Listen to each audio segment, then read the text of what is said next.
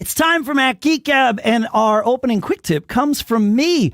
I noticed this week my wife went and turned on what we call our lizard lamp, which is actually the lamp that's in our lizard's tank. And it's normally on a timer, right? But it's a Wi-Fi enabled lamp, so it's linked to all of our various systems. And she said she turned it on because she had just fed the lizard, and so it was later, etc. It didn't matter. And then she's like, "Oh, I have to set a reminder on my watch to remind me to turn off the lizard lamp later before we go to bed because now it's past the schedule." And I said, "Wait a minute, let's try something." And I told the A lady, "Turn off lizard lamp in 2 hours." And she replied, "I will turn it off in 2 hours." Amazing. Unfortunately, Siri says that she can't do such things, and you have to actually go in and build a schedule, and it won't just do it ad hoc. But if you got the A lady or the G lady, you can do that. More tips like this, plus your questions answered today on Mac Geek Gab 969 for Monday, February 20th, 2023.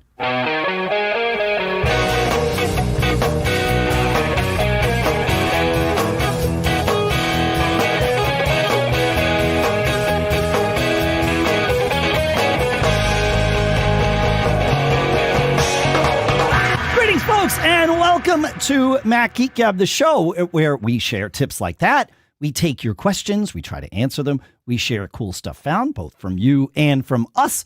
We put it all together into an agenda that tries to make sense and maybe keep some things topically and thematically organized such that it makes it easy and fun for every single one of us, including us, your hosts, me and Pete and John. Every single one of us learns at least 5 new things every single time we get together. Sponsors for this episode include, and sometimes Pete will play that sound when we learn something especially important. Sponsors for this episode include LinkedIn.com/MGG, where you can go and post your first job for free. FactorMeals.com/MGG60, where you can go and get 60% off your first box of ready to heat and eat meals. You cook them in just 2 minutes. And Kolide at KOLIDE.com/MGG. Device security that uses Slack, and some new stuff that they want to that we're going to be able to tell you about. So we have more to talk about in depth about each of those a little bit later in the episode. For now, here in Durham, New Hampshire, it's Dave Hamilton. I'm Dave Hamilton. And here in Fairfield, Connecticut, this is John F. Brun. And here from Memphis today is Pilot Pete. And I hesitate to talk about the weather because, no one cares. And it's a podcast and it's past anyway. Sure. But you won't really hesitate. Yeah, not that much. But it's 38 degrees here. It's fully 20 degrees colder in Memphis today than it is in New England. So. Oh, yeah. Yeah, it's over 50 here for sure. Yeah. Fascinating. We're recording this on Friday, as we usually do.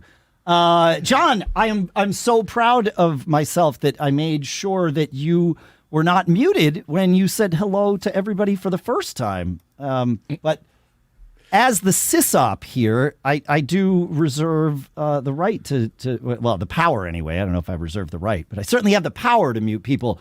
And speaking of... What's a sysop, Dave? Sysop is the term we used to use in the bulletin board days for system operator, and I chose that term because earlier this week, or earlier last week, depending on when you're listening, we said happy 45th anniversary to the launch of the first computer bulletin board system. Computer bulletin board systems are where John and I met. Not quite 45 years ago, but not much more recently than that. Yeah, not much less. Yeah. CBBS in Chicago launched on February 16th, 45 years ago. And it's where John and I met. They were essentially what we would call the precursor to an internet chat forum, where generally speaking, it was one person could connect at a time because we weren't using the internet from our homes. The internet barely existed, at least as we know it today. And the seeds of it existed, perhaps that's a better way to say it. But to connect with each other as just regular old civilians, we used our modems to dial up using our phone lines. So Screaming at 300 baud, baby. Yeah, 1200 is where I started, but yeah, I was sort of late to the game in that. It got all the way to like 9,000 or something. And well, you went from 1200 baud. I think you could do 56K. Okay. Yeah, there was 56K, but then there were 115.2 ways that you could like go in one direction. I remember that, but that was right about the time that we all started moving to I moved to an ISDN line, and then very quickly after that to a cable modem, and off to the races. But remember that? I feel like there was a 115.2 modem. Yeah, but remember maybe it not was though? 3 or 4 minutes. When you were screaming fast, it was 3 or 4 minutes to get a 1 megabyte file. Oh yeah. I remember downloading, what by today's standards would be super tiny, and it taking 20 minutes or something. Yeah. Crazy. Anyway, that's for us. That's where it started. So I just wanted to acknowledge that birthday. Yeah, and there were some other systems that popped up in the area. The two that I remember. So one was called Diversidial, and it basically let you. It would turn your computer, Mac or otherwise, into a multi-user chat system, and you had to put in one modem for each line that you had, and of course you had to pay for those phone lines, which, and the other was our friend Steve actually wrote his own system, multi-user chat system. It was on a PDP, I think, PDB computer that I think his boss threw away. Those were sort of the anomalies, the exceptions to the rule of it being one person at a time. But yeah, seeing those things really made it clear that people wanted to be able to interact in real time with each other, and obviously we've come full circle and then some on that. So back in the 80s, remember there were about 75 area codes in the country, and now there's dozens and dozens more. Why? Because everybody was getting second lines. Yeah. For their computer. Yeah. Ran out of IP addresses, as it were. Yeah, exactly. Kind of. Yeah. Well, and back in those days, kids, you can your IP address. Well, and kids, you can ask your parents. You actually had to pay for long distance, unless don't get caught. Let's move on to some questions here. Well, wait. There was one other thing, actually, one very quick thing.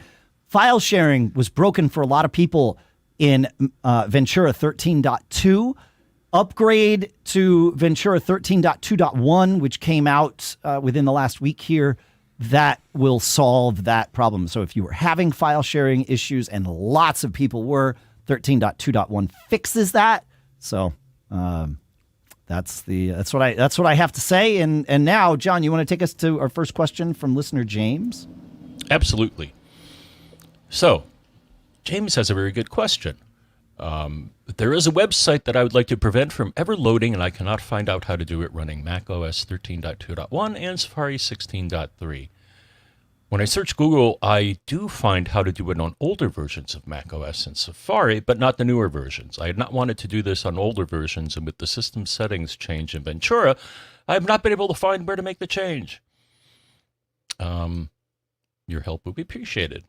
And yes, I feel your pain, because I was Googling about, and most of the instructions on how to do this say, oh yeah, go to parental controls. It's like, it's not there anymore.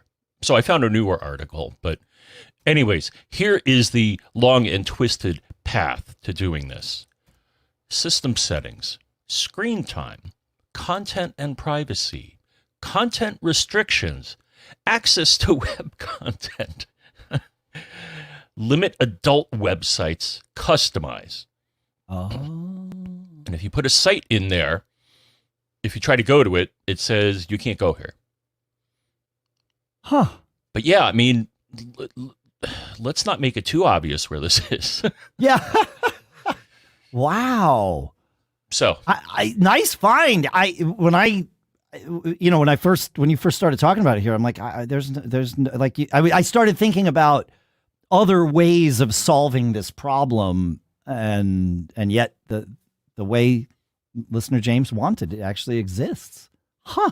Yeah, that's fascinating. Mine would have been like OpenDNS or something like that. Right. You know, Some imperfect scenario, but it sort of gets us there, right? Yeah.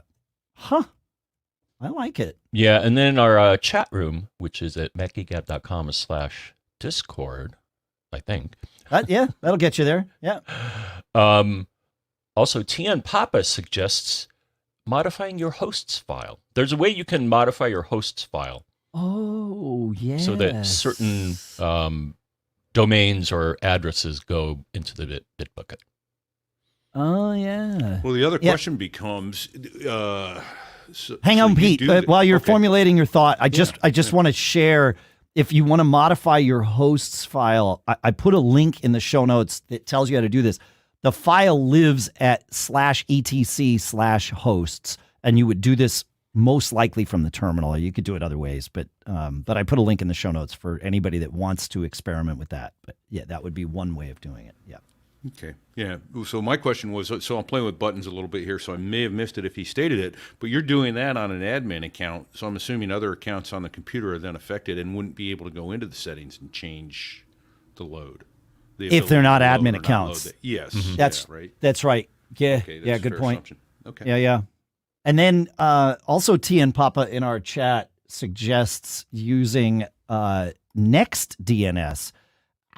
This is my first time, I think, hearing of Next DNS. It is entirely possible that I've actually talked about it on the show, but it doesn't seem like I have. This is interesting. It's exactly that and more. So, yeah, interesting. All right, well, we'll put a link to that in the show notes. I'm looking at what the pricing is. You can do it for free for 300,000 queries a month, which might be enough for depending on the size of your network. So, yeah, cool.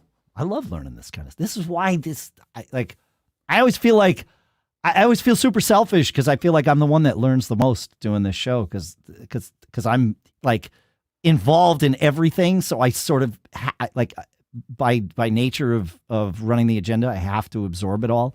And that makes me really fortunate. Yeah. Next DNS. Next DNS. There it is. Yeah. Cool. Any more on that, John, or is it time to move on? Someone mentioned OpenDNS. Yeah. Does OpenDNS? I thought they were becoming more corporate. Are they? I haven't used it in a long time. I used it early on to keep the kids from going to bad websites and that kind of stuff. But I haven't. Okay, so they still have their home Shield, their home products. Yeah, Family Shield and OpenDNS Home. Yeah. So another good that was actually the first thing I was thinking of, Pete, when we when we started this thread, but I was like, I don't know if that still exists. So. Yeah, and then the other thing, because I can throw another link in here, right, is listennotes.com. That's how you search for content in a given podcast. Wasn't that the website? Listen Notes? Yes. To go back, Jeff told us about that a while ago. Yes. Yeah, did we mention Next DNS? And there should be a way to find that in. Yeah, I mean, the way I would search for it is just by going to macgeekgab.com because our search engine is so good now. Yeah, it's better. Yeah.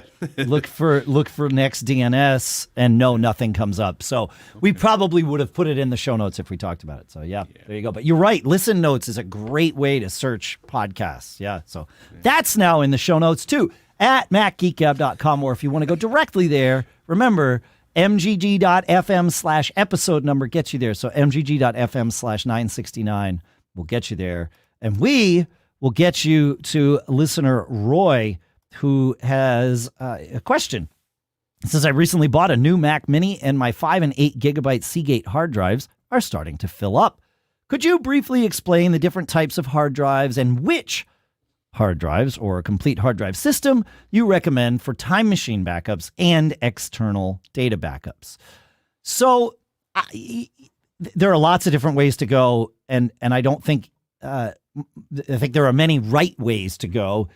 For me, for Time Machine, I find that a direct attached drive is best in that it's most reliable. Time Machine, the technology, gets kind of wonky connecting to a drive over a network. And that was even true when Apple was making network drives like the Time Capsule, which was literally built for Time Machine. Time Machine there's no smarts in it to keep from like having a network drop cause corruption or things like that. So if you do wind up with a drop in your connection for whatever reason to your drive, the backup can get corrupted pretty easily. That happens a whole lot less when the drive is connected directly. So, but in my opinion, any drive that you're going to attach to your Mac is going to be fine. Obviously, SSDs are faster, but of course more expensive on a dollars per gigabyte scale. What I see most often from listeners and people I talk with is that most folks are buying, what I'll call inexpensive bus-powered drives to use for Time Machine. And I can't stress this next part enough.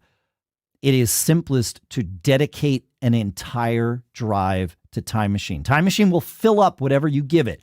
Yes, you can compartmentalize things, and APFS makes that even easier. If you didn't know, here's your bonus quick tip. You can go into Disk Utility and create different volumes. I'm not calling them partitions intentionally because they're no longer partitions. You can create different volumes on a drive, and with APFS, you can specify what the maximum amount of storage a given volume is able to have. You can even set minimum storage. It's very cool. So you can do that and get some big Mondo drive that you use for Time Machine. But Time Machine will fill up whatever you give it. So just know that going in. So like if your internal drive is 1 terabyte, my advice is, buy a 2 terabyte bus-powered SSD and let that be your Time Machine drive. You're going to have enough space for history, even if your drive is almost full. And if your drive's almost like your boot drive's almost full, that's not necessarily a good thing. So I've often run Time Machine on a drive that is exactly the same size as my boot drive. So a 1 terabyte boot drive, I've run a 1 terabyte Time Machine. I know that I'm not going to fill up my boot drive past about 80%. And if I do, I'll probably make some changes to what I'm storing where. But yeah, I would go with an SSD. Brian Monroe in the chat room is asking SSD versus hard drive. And why not? Those smaller 2 to 4 terabyte bus powered SSDs are relatively inexpensive these days. They run quietly, which I really like. I hate hearing a hard drive going during the middle of the day when Time Machine's going. So yes, I would say SSD over hard drive for sure. Plus, there's a lot of ways to exclude what you're recording on. What you're backing up. Yeah. Putting on. Yeah. So absolutely. Yeah. Only get those things that you need. Yeah. How about you, John? In my world, so I do Time Machine backups. Despite your warning, I do my Time Machine backups on a Synology. Oh, same. This is a do as I say, not do as I do scenario for sure. Yeah. Well, but I do multiple things. So one, I do Time Machine on my Synologies. One machine goes on one goes on the other. I then use Hyper Backup on the Synology to back up the entire contents of that to the other one because I have enough room to do that. And then my third thing, so taking your advice this time around, and then I do a carbon copy cloner to an external SSD. Yeah. Okay, so I want to dig into one of the things that you said because this is interesting to me. Why is it that you? Because I think we're going to surface something important here. Why is it that you clone or hyper backup your backups to your other Synologies? In the past, my Time Machine partitioned or slice, whatever you want to call it, the Time Machine backup file would get corrupted. The machine would say, hey, there's something wrong with your Time Machine file. You're going to have to start from scratch. And I'm like, oh, great. Yeah. But if I do versioned backups of my Synology, I can go back in time. And what I would do to fix the problem, and it usually worked, is I would restore an older Time Machine backup file and then tried it again, and it worked. So I remember when you told me about this initially a number of years ago, and I was like, oh my gosh, that's brilliant. And I started doing that. And then I have a thing for you, John, because that's a premature bell ringing. you don't need to do that anymore because BTRFS on Synology is a lot like APFS on the Mac. It's the newer file system, and one of the things it brings with it, similar to what we get with APFS on the Mac, is snapshots. So I turned on snapshots for my Time Machine shared volume, and now if and when it gets corrupted, I can roll back day by day by day until I find the one that is no longer corrupted. I don't have to be copying data across the network. I don't need multiple copies. I mean, snapshots do take up more space for sure. So you have to be aware of, you just have to manage that. And of course, Synology is much better at managing, letting you control how snapshots are managed than macOS is. But yeah, so that's my advice. Thoughts? I have one more meta piece of advice that might negate the whole last 6 minutes we talked about this. But if you have more to add, please do, because it's relevant. I mean, these backup things. No, I'll have to enable that. Yeah, it's cool. Because I checked mine and they are formatted as BTRFS, right? So this whole conversation might be moot because I'm guessing that less and less people are using Time Machine these days. And my evidence starts with the fact that in macOS Ventura, with the revamped system settings, Time Machine is no longer a first-class citizen.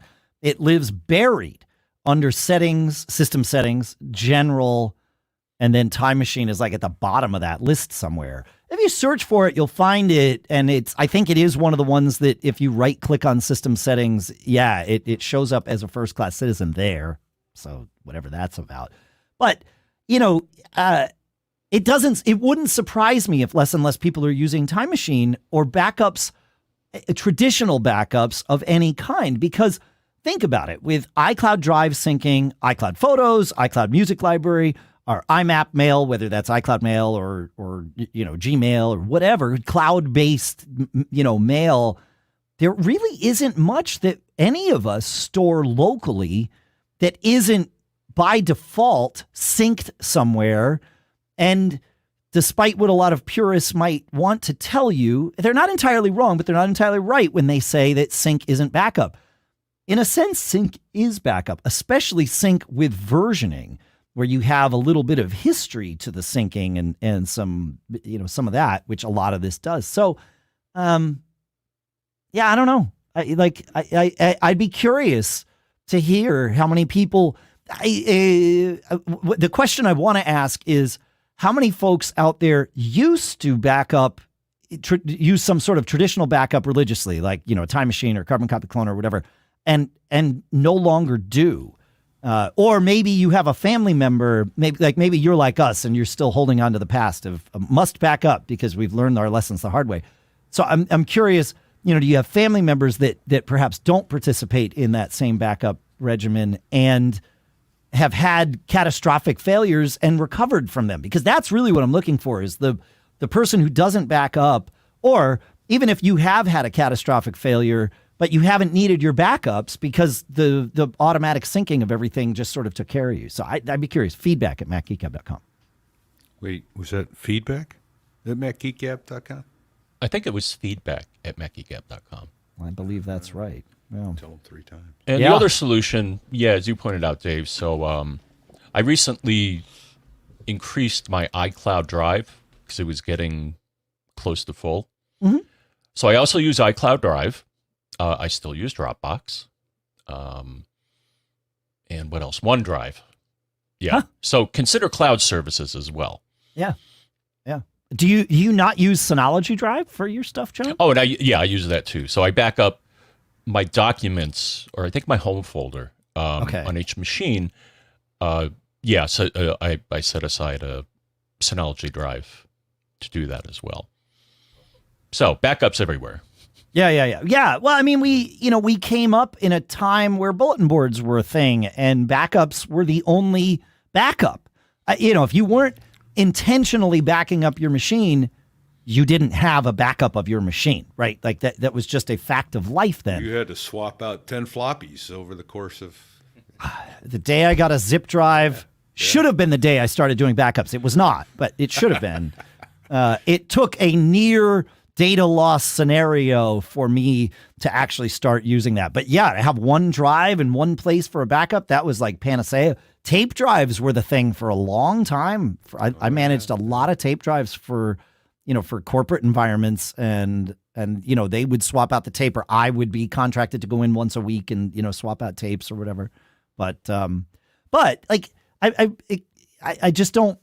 I can see someone coming into the computing world now, like getting a laptop. You figure, I was going to say a college student, but I bet very few college students are getting our first time laptop users. So let's say a middle school student, and then a high school student. Are they backing up?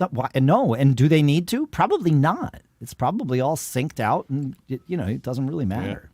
And Mo and Facebook says the most important advice, and we've kind of covered it, is to have 3 backups using different methods, because you don't know which one is corrupt until you go to use it, and then you're like, ah. So he says he uses Time Machine, Backblaze, and Super Duper, and then he says the Super Duper and Time Machine are on different drives. I'm kind of the same way. I still use Time Machine, but I use it like on a thumb drive, and then another USB powered drive, and then the Drobo.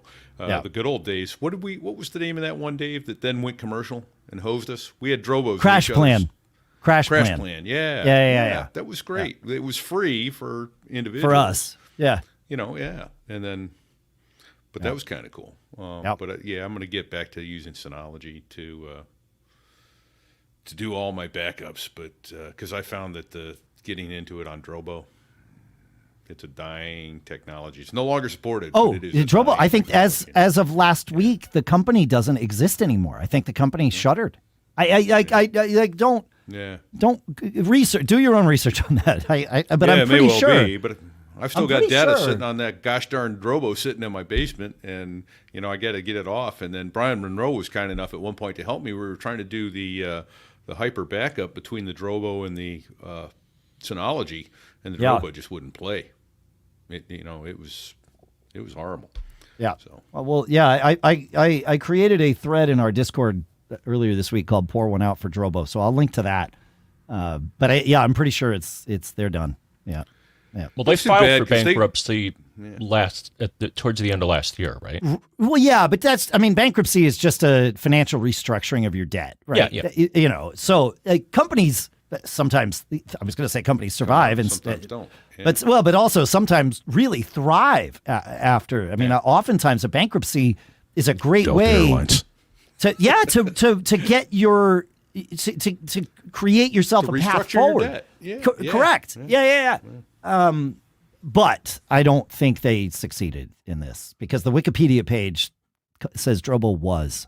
So, that's a pretty good sign. That's too bad, too, because it was brilliant technology at the time, and it should have been, Synology took their place, because those are smart guys thinking how to do network storage. Yes. Yeah. Drobo just didn't evolve with the time in a way that allowed them to stay relevant and therefore profitable. So staying relevant and moving forward into things that people actually use, unlike backups, you've got a tip about drying out your AirPods, don't you, Pilot Pete? From listener Dan to share? I do. Yeah, I do. So, Dan writes, the other day I accidentally dropped one of my AirPods, 3rd generation, into my clean, and I cannot emphasize the word clean enough, toilet. Oh, man, that's got to stink.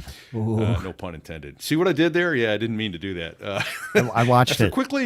After quickly extracting it and sanitizing it, I was left with a very wet AirPod that had jumbled audio output. I figured this was due to the water still trapped inside. After doing some research, I found that you can use desiccant packets, the little silica gel packets you find in clothes and pill bottles, to help extract moisture from the AirPods.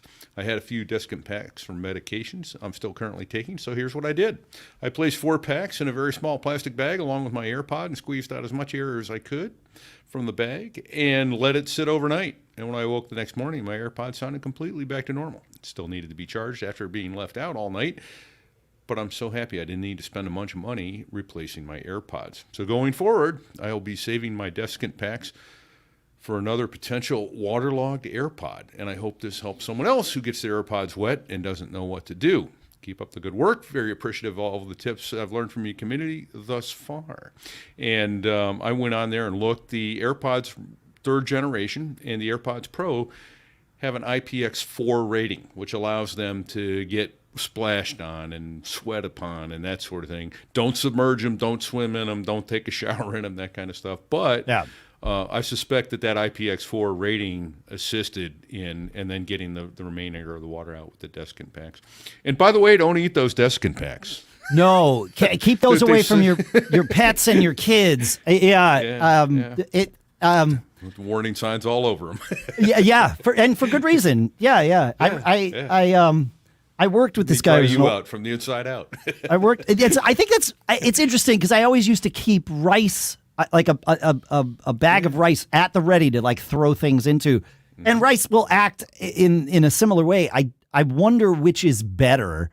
So if you know whether rice or desiccant packs are a better solution for these kinds, email us feedback@macgeekgab.com. But my gut says that I've always felt better about rice because it's like the small little particles, and so it like you're getting it right up against the edges of the thing, whatever it is. But maybe that doesn't actually matter. I don't know. So, somewhere recently I read that was kind of a myth that rice doesn't work, but I'm like, I don't know, and I can't back that up. I couldn't tell you where or why. I can verify it works. I can verify it works to a certain extent. So I was like a little chemist when I was a kid, and I discovered something. I think it was a magic kit that I had, and one of the tricks involved putting rice in a bowl and doing something, and I got bored with it or didn't understand it, so I poured the rice down the drain. Don't do that. Uncooked rice down the drain. Oh, I bet your parents were super happy with you a day or two later. Yeah, I don't think we had to get a plumber, but they're like, "Why is the drain backing up?" I'm like, maybe I don't know. Yeah, beats me. Yeah, the Roto-Rooter man likes you. I've always saved my desiccant packets. I'm not embarrassed to admit why, but I'm not sure if I should share the story as to why, but I will. When I was at Citibank, I worked with this guy who I will describe as an old hippie. That's not entirely accurate, but it's close enough for this story. And he was the chief tech support guy for our floor. I did some different stuff. I was doing a lot of page layout and things like that at the time. But being techie nerds, he and I, bonded all the time. And one day he had gotten like a bunch of hard drives or whatever, and he handed me a bunch of desiccant packets, and he said, yeah, put those with your unmentionables. I'm like, oh, there's that sound. That means I get to tell you about our sponsor here. This new year, you've got goals, and our sponsor, Factor, is here to help you achieve each and every one of them. With Factor, you can fuel up fast with ready-to-eat, nutritious meals delivered straight to your door, leaving you time and energy to tackle everything on your to-do list. Achieve and maintain your 2023 goals with Factor. Get America's #1 ready-to-eat meal kit and start saving time, eating well, and living your best year yet. The thing I love about Factor is how quickly all this stuff comes together, because with Factor, not only do you skip the trip to the grocery store, you also skip the chopping, the prepping, and the cleaning up, too. Because Factor's fresh, never frozen meals are ready in just 2 minutes. So all you have to do is heat and enjoy. So no matter your lifestyle, Factor's got delicious, flavor-packed meals to help you live it to the fullest. You get keto, calorie smart, vegan and veggie, protein plus. All those options are on the menu each week. They're prepared by chefs and approved by dietitians. Each meal has all the ingredients you need to feel satisfied all day long. And every week, there's 34 of these options, so there's always something new to try. Plus, you can round out your meal and replenish your snack supply with them, too. They've got more than 36 sweets out there. This is a great way to cut back on takeout. You've got to check it out. Head to factormeals.com/MGG50. and use code MGG50. Why? To get 50% off your first box. Right. So that's code MGG50, MGG50 at factormeals.com/MGG50 to get 50% off your first box. Our thanks to Factor for sponsoring this episode. You know, these days, every new potential hire can feel like a high-stakes wager for your small business. You want to be 100% certain that you have access to the best qualified candidates available, and that's why you have to check out LinkedIn Jobs. LinkedIn Jobs helps find the right people for your team faster and for free. I've talked about how we use LinkedIn Jobs here, and that's the way we found Sadie almost 2 years ago. She has been a fantastic addition to the team. We're looking at adding more people this year. What are we going to use? LinkedIn Jobs, because they make it super easy. You just create your free job post on LinkedIn Jobs. Then you add your job in the purple hashtag hiring frame to your profile over at LinkedIn there so that you spread the word that you're hiring. Then you get to use their tools. These tools are super simple and yet give you so much. Like the screening questions they have, they make it super easy to focus down on the candidates with just the right skills and experience so you can quickly prioritize who you'd like to interview and hire. The year's off to a strong start, and the right team member can help make your company even stronger. This is why small businesses rate LinkedIn Jobs #1 in delivering quality hires versus all the leading competitors. LinkedIn Jobs helps you find the qualified candidates you want to talk with faster. Post your job for free at linkedin.com/MGG. You got to go. That's linkedin.com/MGG to post your job for free. Terms and conditions apply, and our thanks to LinkedIn Jobs for sponsoring this episode. Next up is our sponsor, Kolide, and they've got some big news. If you're an Okta user, they can get your entire fleet to 100% compliance. How? If a device isn't compliant, the user can't log into your cloud apps until they've fixed the problem. It's that simple. Kolide patches one of the major holes in zero trust architecture, device compliance. Without Kolide, IT struggles to solve basic problems like keeping everyone's OS and browser up to date. Unsecured devices are logging into your company's apps because there's nothing there to stop them. Well, Kolide is the only device trust solution that enforces compliance as part of authentication, and it's built to work seamlessly with Okta. The moment Kolide's agent detects a problem, it alerts the user and gives them instructions to fix it, which is awesome. It educates your users. And then if they don't fix the problem within a set time, they're blocked. Kolide's method means fewer support tickets, less frustration, and most importantly, 100% fleet compliance. Visit kolide.com/MGG to learn more or book a demo. That's KOLIDE.com/MGG. And our thanks to Kolide for sponsoring this episode. All right. Well, let's, shall we jump to Donna here, John? Yeah, here's a interesting hidden feature. Yeah. I wanted to share, I'm typically my mom's driver for doctor's appointments, but due to my broken shoulder, sorry about that, my husband has been helping out. I wanted to share contact info with him for one of her doctors so he could use maps and notice something new to me called filter fields. This is great. When I just want to send someone's phone number or address, before I would copy and paste or send a screenshot. Now you can just uncheck anything that you don't want to include with a contact card and send only what you want to share. And sure enough, now I found out something weird with this, Dave, though. So I tried to do this on my Mac, and I'm like, where's the button that says filter? And it wasn't there. Unless I'm doing something really wrong here. But the way that you get, what you have to do is bring up the contact and then press on the square with the up arrow, which means share. Yeah. And then you get radio. And then if you click on that button, you then get radio buttons for all the fields for that contact. And then you can choose which ones you want to send and who you want to send it to. So, but it's not on macOS, only iOS. I'll have to dig. Figure out why that is the case. Well, I mean, the Contacts app is not the same. Like it is. Yeah, I know. That's well, but I mean, I know you know that, but what I'm saying is, Safari over time has gotten to be more and more the same app on both platforms, right? And we're seeing that happen. I mean, the system settings app and the settings app very clearly system settings came from iOS and was sort of jury rigged to make macOS be its thing. That has not yet happened with contacts. In fact, if anything, it's been going the other way, where we recently saw the ability to edit groups and such added to the iPadOS contacts app, things that were previously only doable in the Mac. But the two have not merged.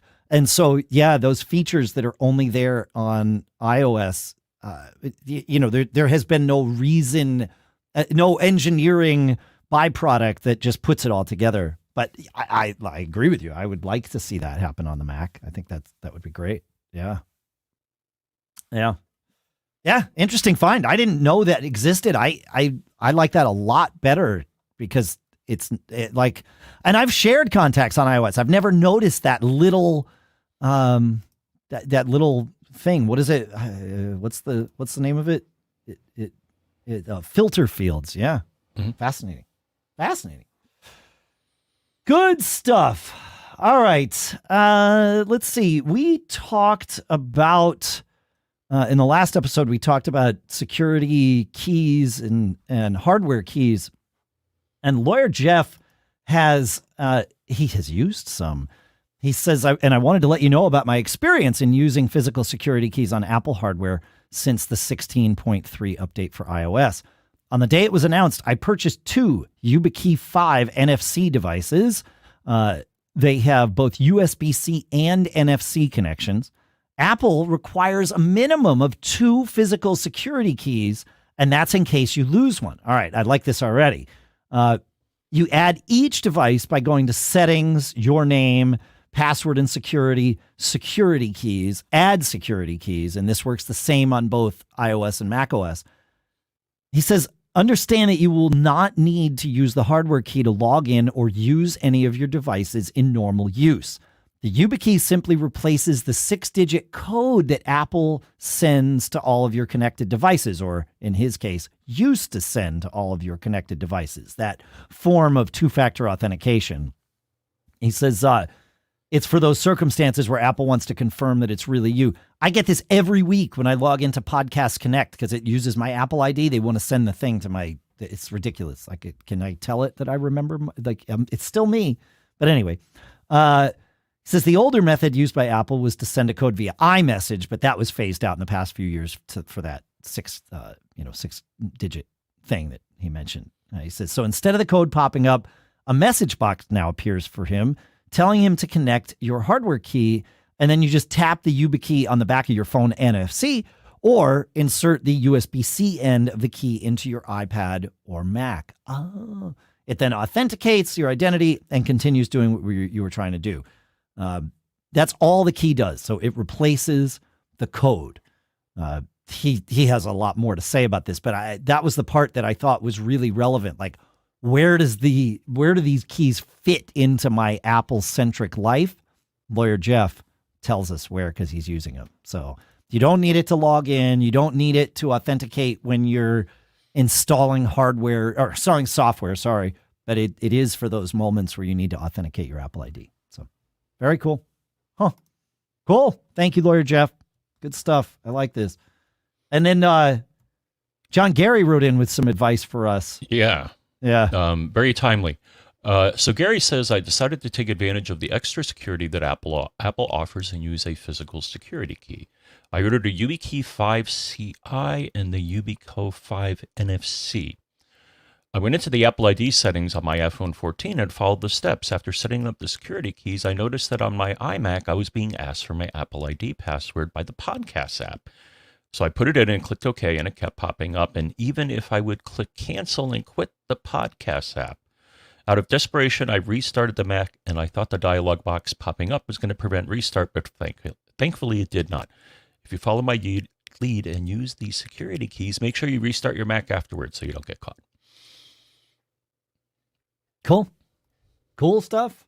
And it's interesting. I'm curious to see how many Apple users, but really how many of us from the Mac Geek Gab community really start, like, not just experiment with security keys. Well, I would actually love to know if you're experimenting with them and then, like 3 to 6 months from now, are you still using them or have you abandoned them for some reason or another?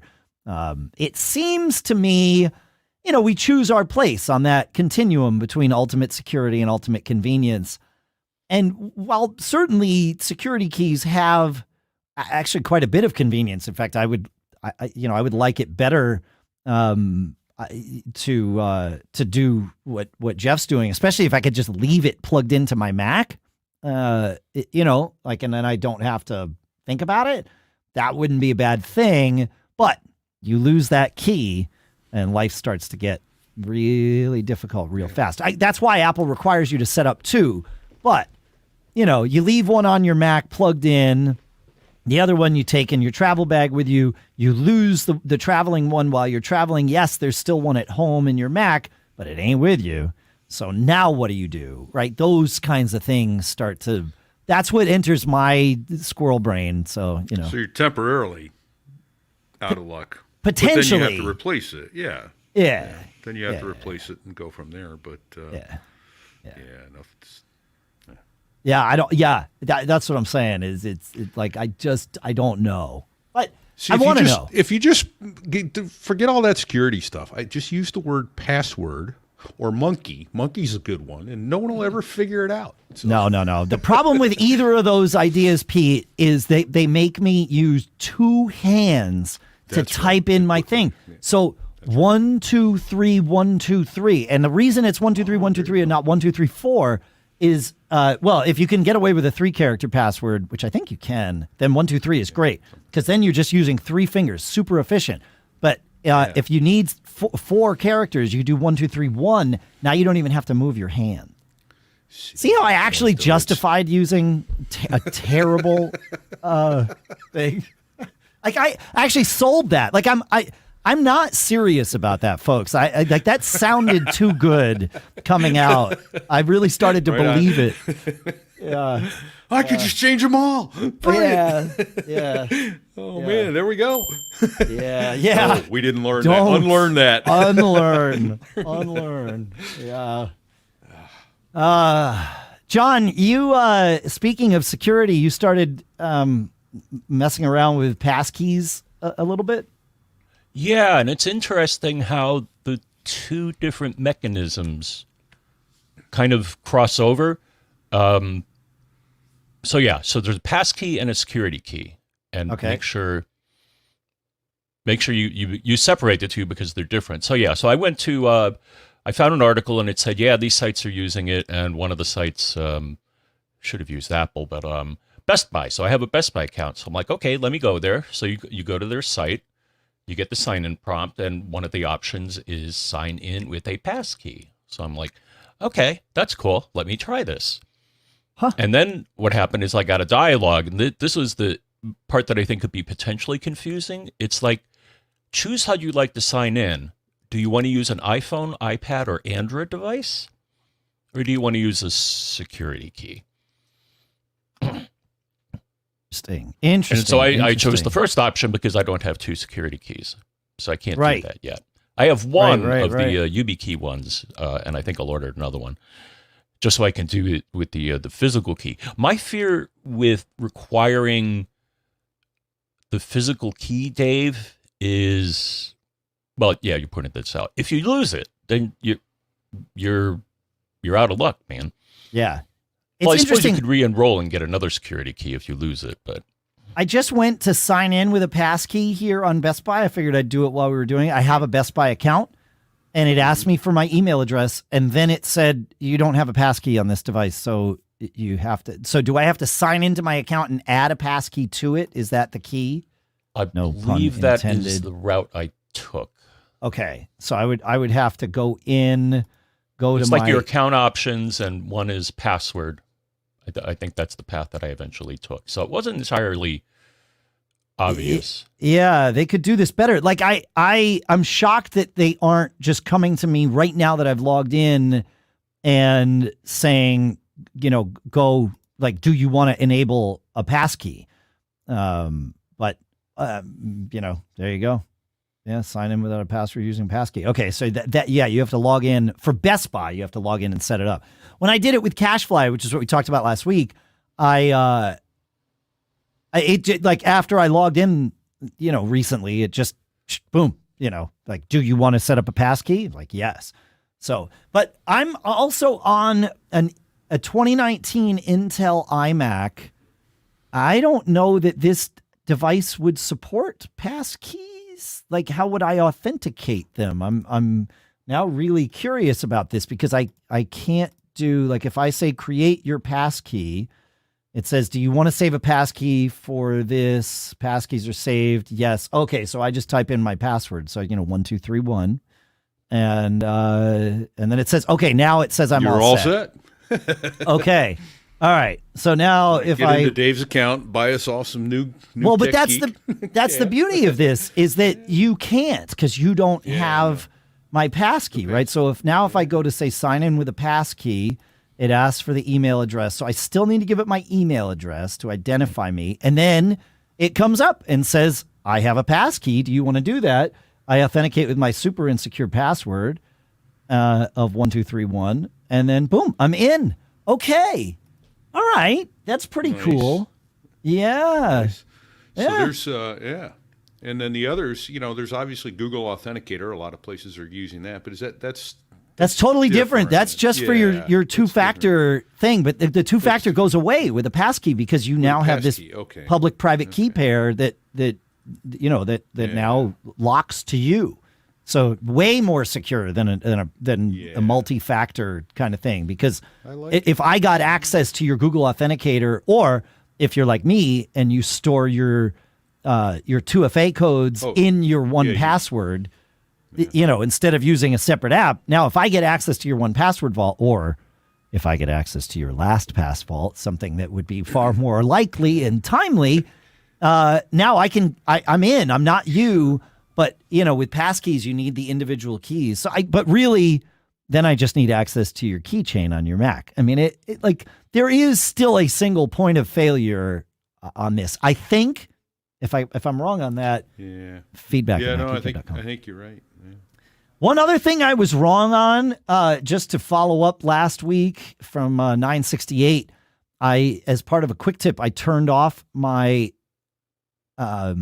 auto-capitalization on my iPhone to see because it drives me crazy sometimes.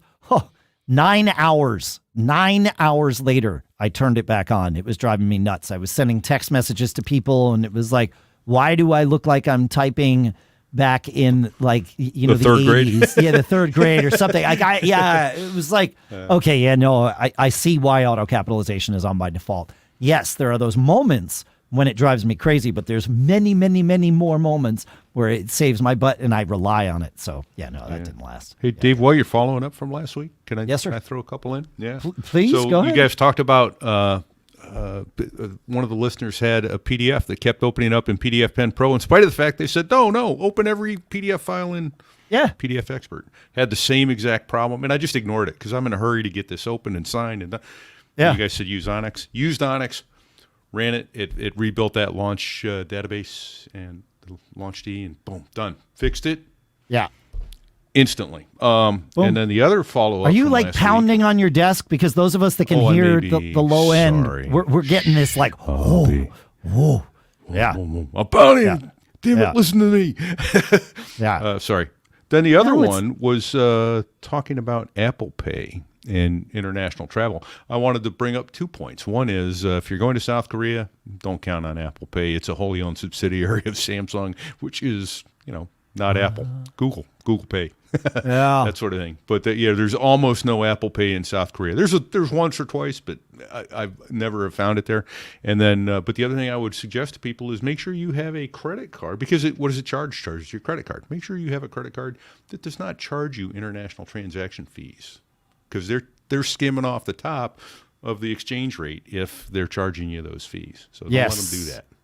Yes. Yes. No, that's a great. When you brought that up pre-show, man, I was like, how have I traveled internationally twice in the last 8 months and not shared that tip with everybody here? because I share it with my family. Like before we go away, I'm like, check with your credit card so you know which ones not to use, when you're there. Exactly. Yeah. Yeah. Because I had one card that I thought was, had no, whatever, the 3%, whatever it is. It was Some like, outrage. It's outrageous. Yeah. It's outrageous. Yeah, exactly. Yeah. Hey, speaking of resurfacing advice from a prior show, John, back in 1946, actually, you prepped a thing about solving the problem that we see frequently in macOS Ventura. You restart your startup apps launch, which includes things like, bartender and default folder and things like that. And then you start getting messages saying, bartender needs accessibility permissions or default folder needs full disk access or whatever it needs. And you go and look and it has them. And it's like, guys, why are you telling me it doesn't have it? And there's this TCC database that needs help is where I'm going to go with this. In 946, we shared a piece that was older, predating macOS Ventura, that said there was a command line that you could use while your Mac was up and running to reset various bits of that. It doesn't. I've not found that to actually solve the problem, because I've had this problem since we talked about it twice. Once on this machine, which we talked about in 964, and then this past week on my Mac Mini down in the office, so the Intel machine, or the M1 machine rather. And what I found is you have to boot into safe mode and delete the TCC.db file and one other that sits right next to it. I'm not going to go through the instructions here because it involves safe mode and terminal and all of that stuff. But there is an article that, and I can't stress this enough, either have a second Mac next to you with the article up or print it out. I've printed it out. I've now used the printout twice, once up here and once downstairs. But delete that database. Now, the next time you start up, everything will ask you for that permission because the database is empty. But you give it permission. And since then, my reboots have been far less eventful, let's say. So my advice, I think there's something about Ventura that screwed this up with the early builds and is now better. I don't want to go out on a limb and say that it's actually solved, but it's better now. And so, but I think if we had Ventura prior to, let's say 13.1 or maybe even 13.2, it like we're stuck with whatever that issue was, wiping out the database, letting it rebuild it with today's Ventura seems to be the thing. So my advice is I'm going to do this on all of my machines as a matter of course.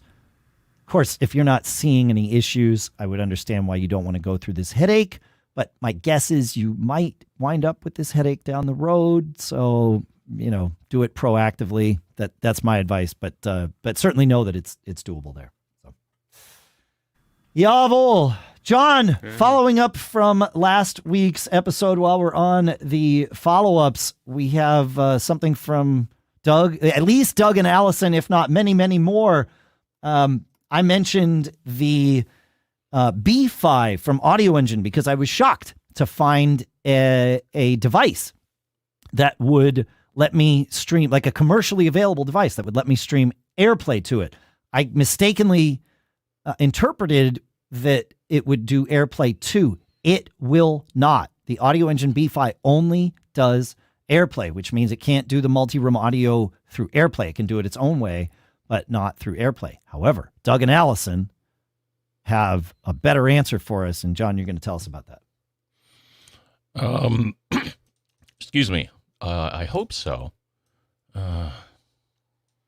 All right. Well, I will share it if you are not prepared. I think I got it up here. Okay, cool. Great. All right. Their solution is the Belkin SoundForm Connect AirPlay 2 adapter and AirPlay 2 receiver. Wireless streaming for Apple devices to Bluetooth speakers, optical and 3.5 millimeter speaker inputs for iPhone 14, 13, MacBook Pro, and more. Yeah.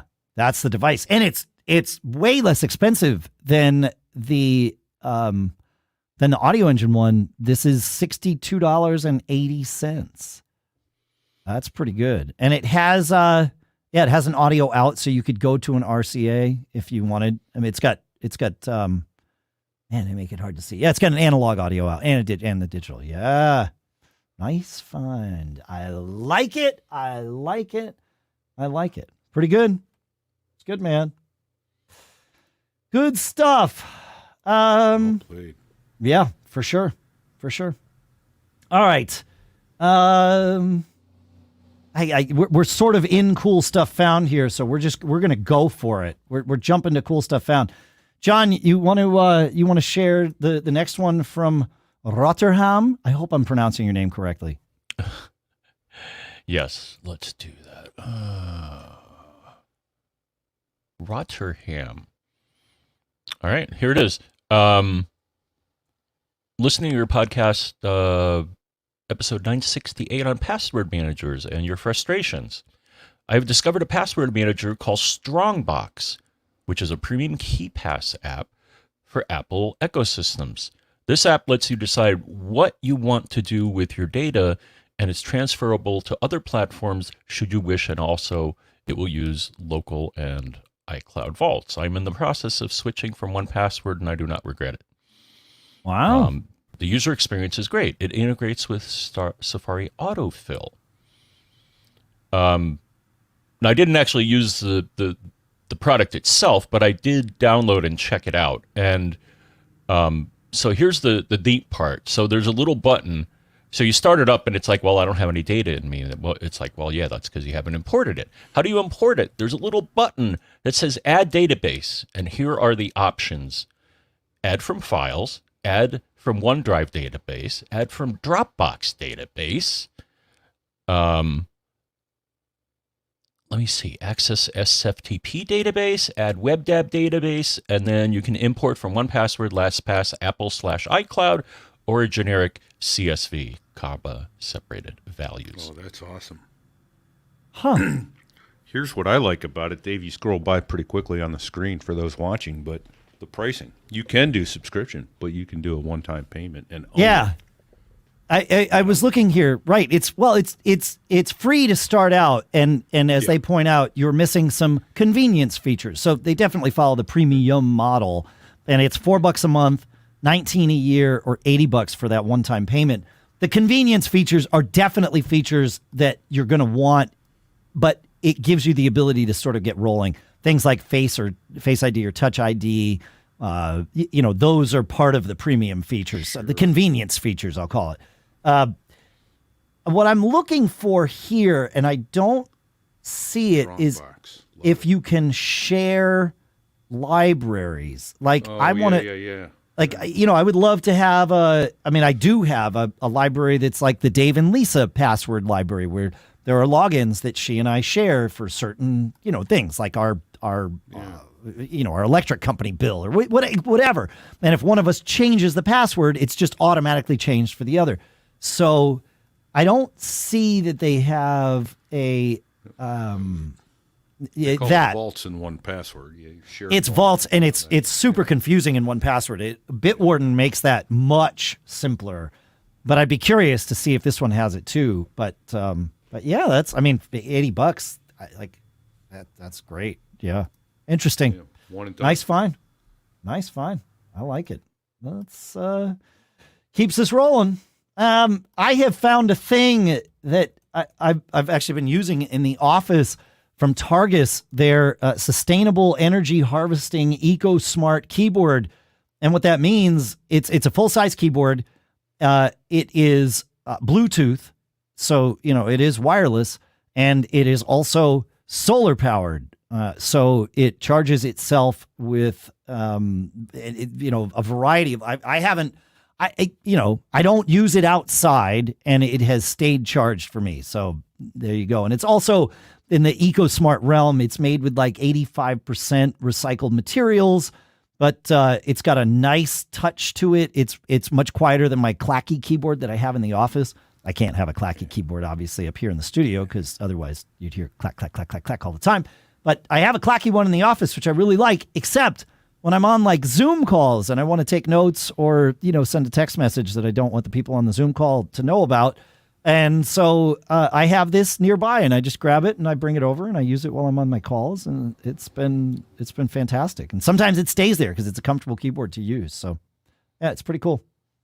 Pretty, 119 bucks. Yeah, it has a number pad and I hit the, hit the number pad. It's a full-size keyboard. Yeah. I put a high-pass filter, aka a roll off the low-end EQ on your channel there, Pete. So hopefully the table pounding isn't too terrible. I bumped my chair into it, but it's totally fine. So can you? I assume you can use something like Better Touch Tool or something like along those lines to map a command key. Oh, for sure. Or is it okay?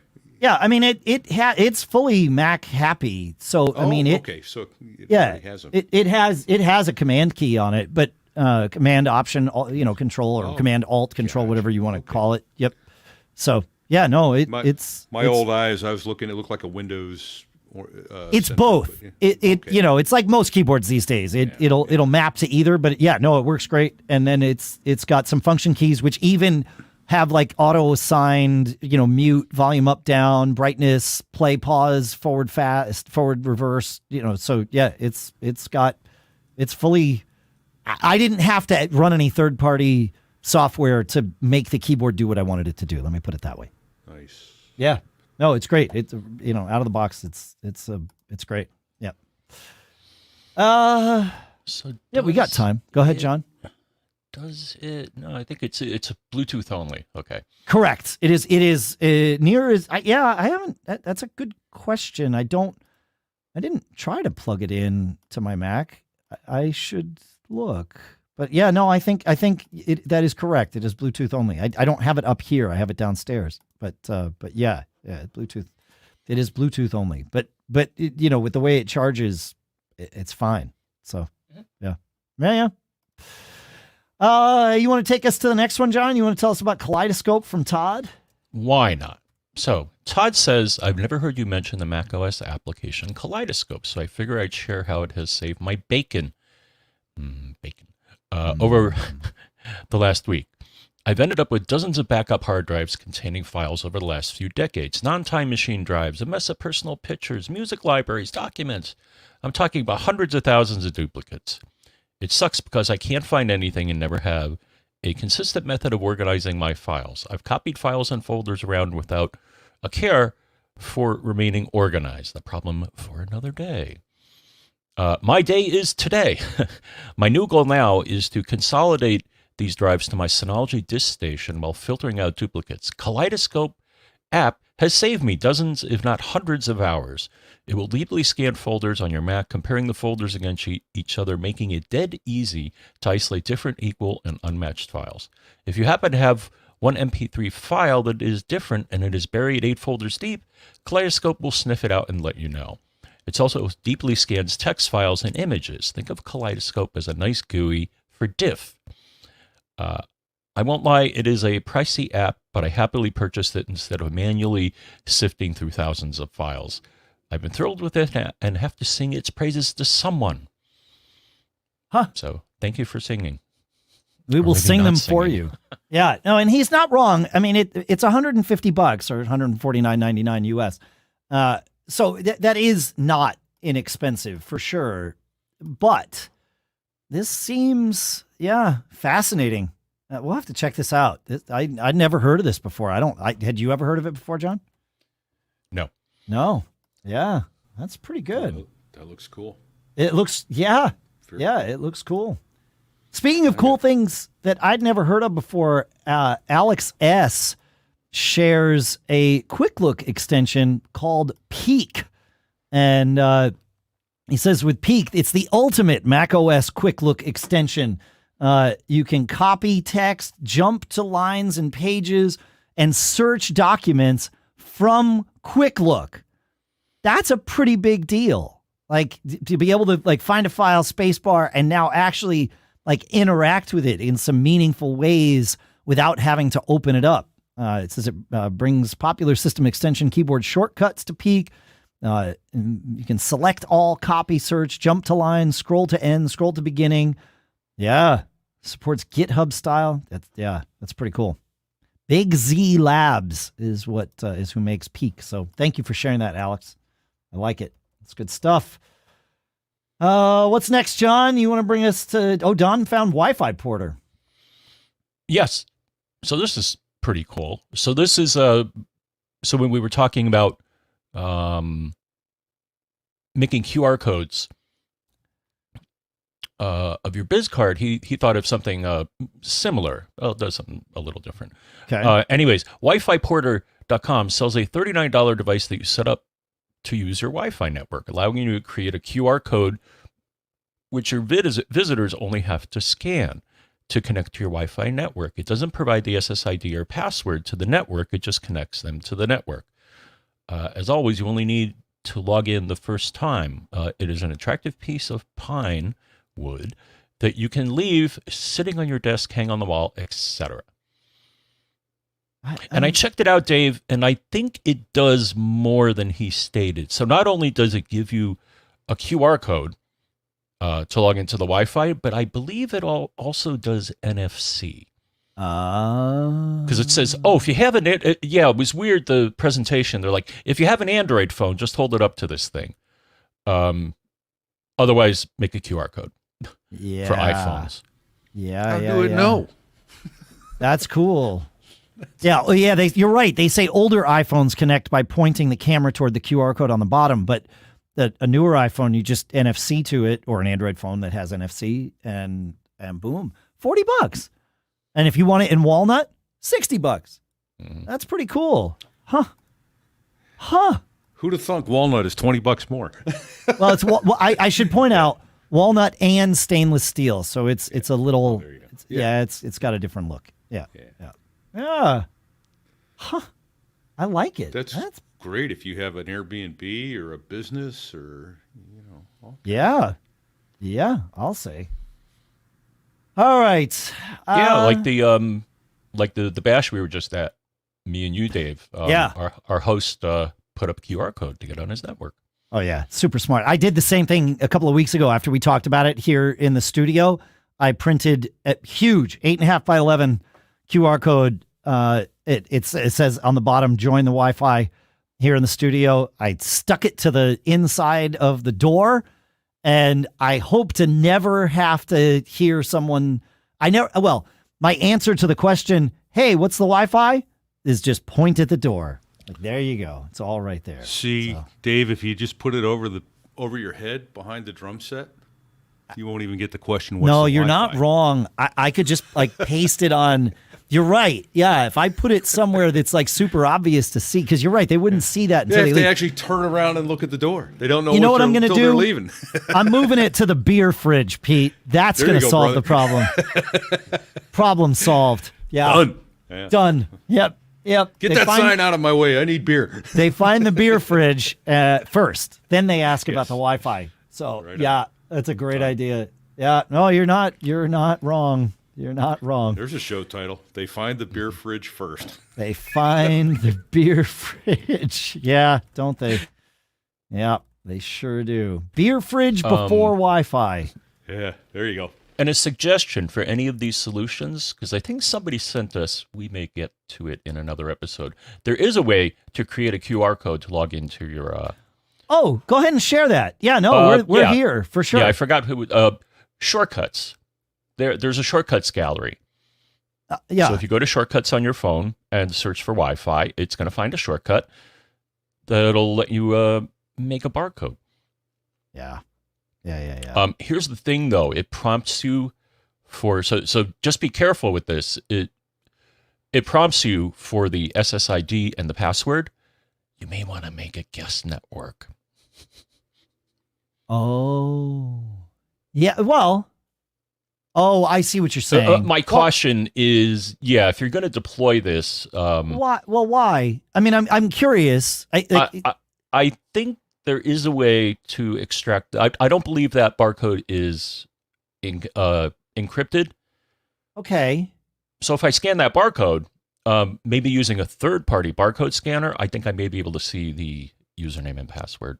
Oh, I mean, That they specify. So I'm just offering a caution when, but you set you up don't these even need QR a third codes. party scan. You're overthinking it, which, ladies and gentlemen, John F. Braun. If you scan this with your iPhone, once your iPhone joins the network, you can go into settings and see the password for the network. So like they have the password. Yeah, for sure. So it really, the question is, would you give guests to your house your main Wi-Fi password, or would you make them join a guest network? And if the answer is a guest network, then put the guest network on the thing. If the answer is no, I'll just let them join, it's totally fine. Then that's the other answer. So yeah, interesting. Okay, yeah, like my family, they have, iDevices and stuff like that, and Yeah. I let them on the main network because I trust them. Well, also, you probably know this, Dave, but there is a way to share your password with another device, assuming that you're in their contact list. Now, you'll just get a yes, of prompt course. on your Yes. you'll just get a prompt on your phone saying, "Hey, you want to let so and so on your network?" Yeah. Yeah. I always thought that was neat, but I learned. But apparently, one of my devices, I am not in the contact list, so I didn't set up the prompt for that. And I'm like, oh man. Oh, interesting. Yeah. But again, you're sharing your primary Wi-Fi network. I've never run a guest network here. I've always just given people access to my Wi-Fi network. I mean, it's that same kind of thing. Like if they're at my house, that the I don't know. Maybe I'm being naive here, but like it hasn't caused a problem yet. But I don't know. I mean, it's like I feel like there's friends aren't could go wrong. What could go They wrong? don't have time to hack right in front of you. You're right. Yeah, they got to get beer out of the fridge. Yeah. I mean, who's going to hack the guy that filled the beer fridge? That's really the question. Maybe that is the show title. I don't know. Yeah. I don't know. Although TM Papa suggested putting it on your kick drum. I could. But yeah. you got your band name there. I know. No, he's not. No, the kick drum in the yeah, that's true. Because occasionally I will take the drum set out of the studio and use it for a gig, but that's pretty rare. But yeah, you're right. Yeah. No, that's not. That's a pretty good idea. I like that. Yeah. All right. Well, I think that's going to be the end, guys. It's just how it be. This is just the end, my friend. Oh man, things got weird real fast. Oedipus, You is don't want that Pilot you? Pete singing.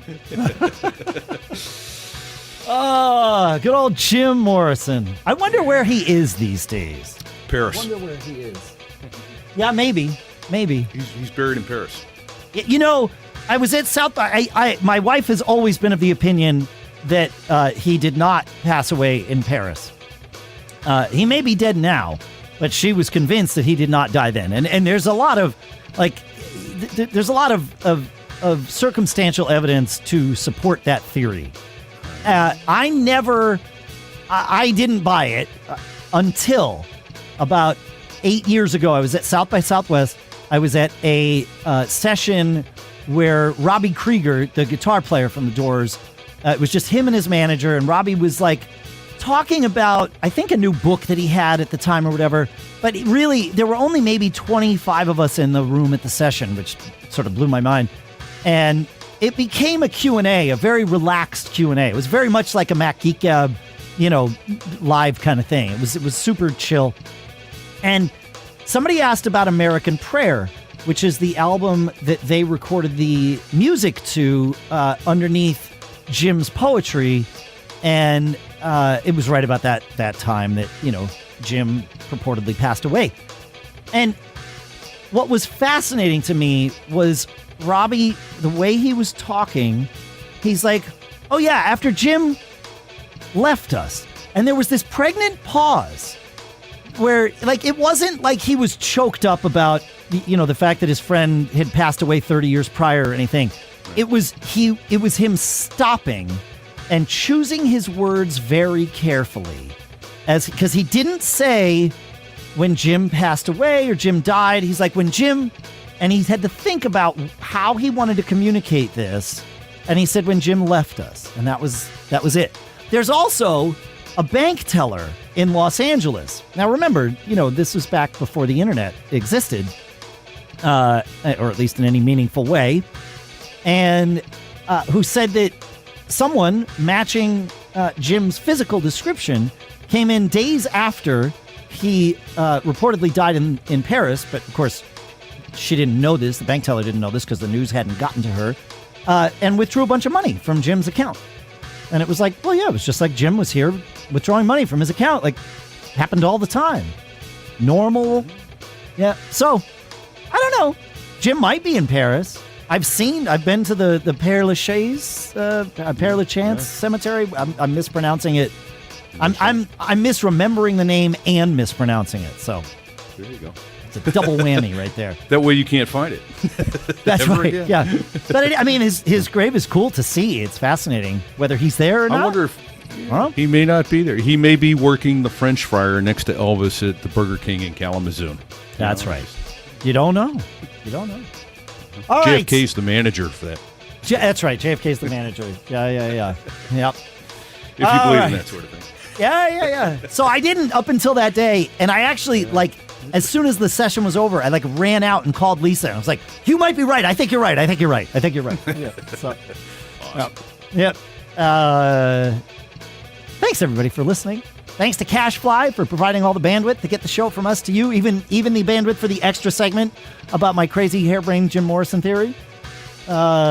Make sure you check out Pete's podcast, So There I Was. That also comes from CashFly. And check out our merch. In fact, join our Discord. Go to macgeekgab.com/Discord. We're talking about new merch in there. We got lots of ideas from you folks, and we're adding to them. There's a Discord channel for all the merch ideas. But of course, you can go buy merch at is it macgeekgab.com/merch. That's certainly the way to get there. All right, that's it. Thanks for hanging out. Make sure to check out our sponsors, macgeekgab.com/sponsors.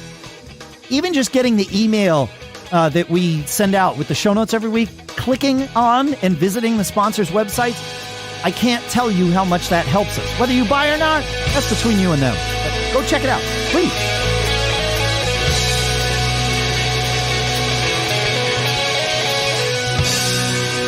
Speaking of merch, John, what's the front of Pete's shirt say? Oh, wow. Pete got some merch. And what does it say on the front? I can't quite make it out. I think it says, "Don't get caught."